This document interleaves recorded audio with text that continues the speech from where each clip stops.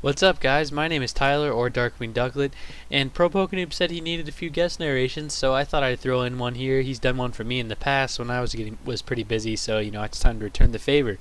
This is going to be an NU battle that I actually just had today. I'm using kind of a more try-hard NU team, but the opponent has some interesting stuff, and some of it actually works, and it's going to be pretty tough for me to deal with. But yeah, let's just get into the battle here as I decide to lead off with my Ludicolo. Turns out he's going to lead off with his Absol, and this isn't really the best matchup for me. Absol can handle Ludicolo pretty well. I mean, he's got that awesome priority and Sucker Punch and all that. So I'm going to switch up to Throw. Normally Absols can't do much to throw, but it turns out he's carrying the Psycho Cut, which is pretty good. I mean, I've used it before just because it gives you something to use when people switch in socks on you. But I'm going to switch out now as his Musharna gets switched in from the Circle Throw. Go into my Absol because I doubt he'll have much to hit me with. Turns out he's a supportive set with T-Wave, Psychic. I think he also has Moonlight and Reflect. So Absol can easily come in here. Sure, I get paralyzed, but I have Sucker Punch, so I don't really mind the loss of speed. But I'm going to set up a Swords Dance now as he sets up the Reflect. Then I go for Pursuit, thinking he might switch out. I believe he keeps going for Moonlight, so I'm actually going to set up to +4 at some point here.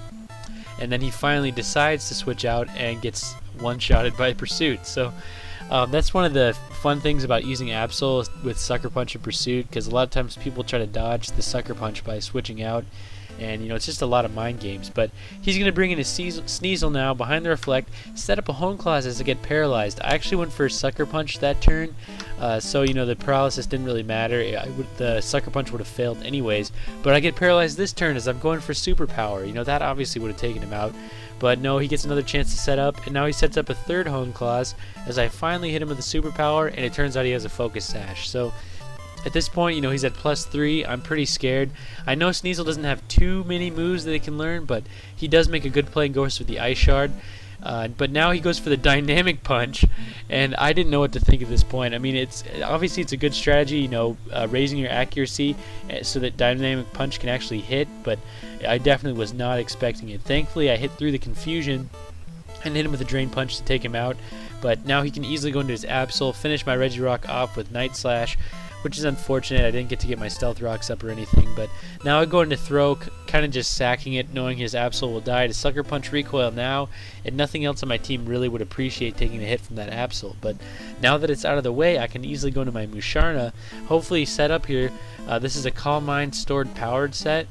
And stored power gets more powerful the more boosts you have, so after a while this thing can just run straight through a team. But it does take a little bit of time to set up. As I finally get my first Calm Mind here, as he faked me out first turn with Raichu, then Volt switched out.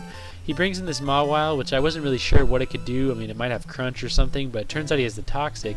And I do have Synchronize, but it's not going to work because he's a Steel type. He obviously can't be poisoned. But I will set up another Calm Mind.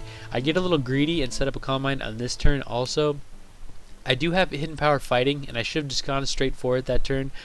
But because I wasted another turn going for Calm Mind, I'm going to get an extra turn of poison damage and die a lot sooner. And I'm pretty sure +2 Hidden Power Fighting would have still taken him out. But either way, he's going to go out to Raichu now, go for the Fake Out, just to get another turn of toxic damage on me, and with that damage he will be able to take me out with a Volt Tackle on the following turn, which is pretty cool. You never see Volt Tackle, even though it's such a enormously powerful move. I think it's like base 120 power or something like that.